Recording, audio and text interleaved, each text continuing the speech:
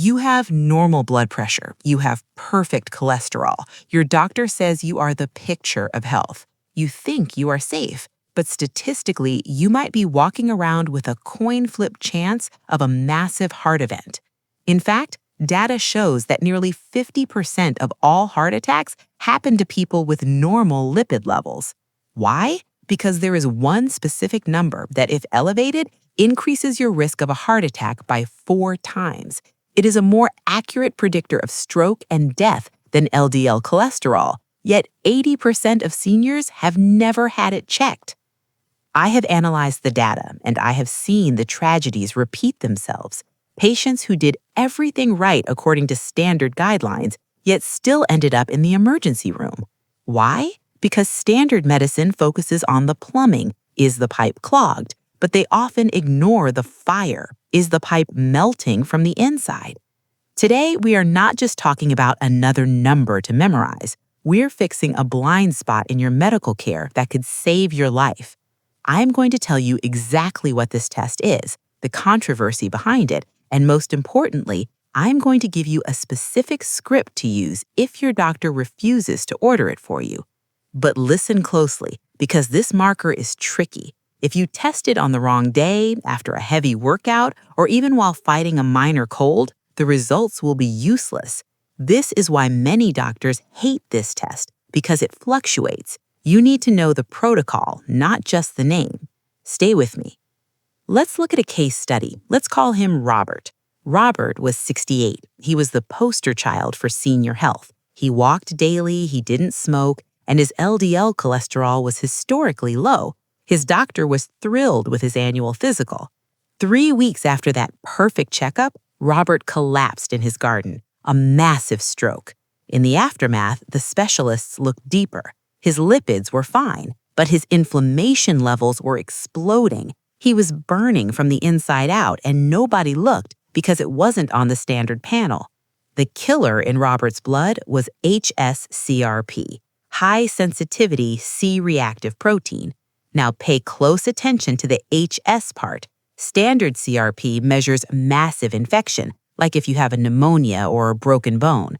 We don't want that. We want high-sensitivity CRP to measure the low-grade simmering inflammation in your arterial walls.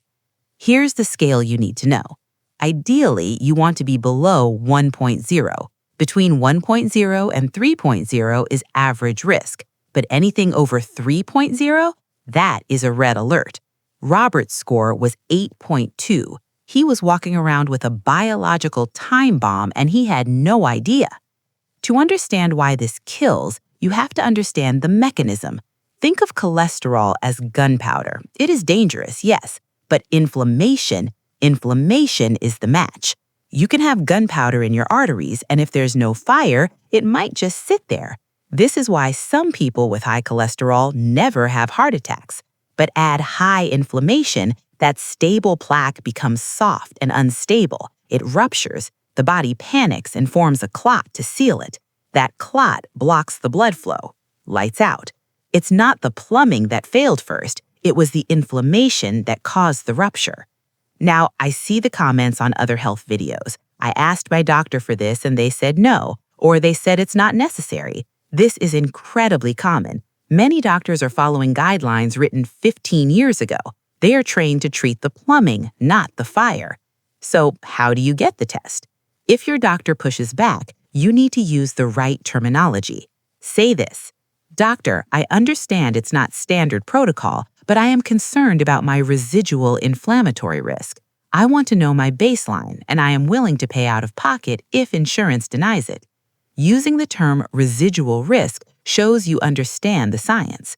And the science is undeniable. This isn't fringe theory. The landmark Jupiter study followed nearly 18,000 people with normal cholesterol but high CRP. They treated the inflammation, and heart attacks, strokes, and death dropped by 44%. That is a massive number in the world of medicine. A quick note on the calcium scan, or CAC. Many of you ask, shouldn't I just get a scan? The answer is you need both. A calcium scan shows you the history of damage, the old scars. hs-CRP shows you the active danger right now.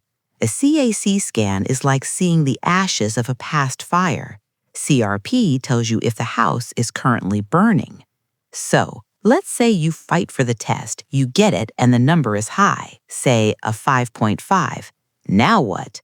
Before you panic, you need to look for the source of the fire. It usually comes from 3 hidden places. Cause number 1, visceral fat.